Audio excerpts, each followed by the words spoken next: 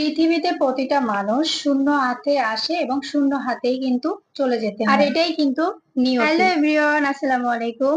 কেমন আছেন সবাই? আজকের ভিডিওটা একটু লং হতে যাচ্ছে, আর অনেকদিন পর ব্লগ ভিডিও আপলোড করতে যাচ্ছি। সবাই সম্পূর্ণ ভিডিও দেখবেন, লাইক কমেন্ট শেয়ার করবেন। আমার বাসার পোষা বিড়ালের সঙ্গে আপনার সবাই পরিচিত আছেন। ওর নাম সুন্দরী, আমি ভালোবেসে রানী বলেও ডাকি। ও হচ্ছে মেয়ে বাবু, আর ওকে আজকে নিয়ে গেছিলাম বিকেলে ছাদে।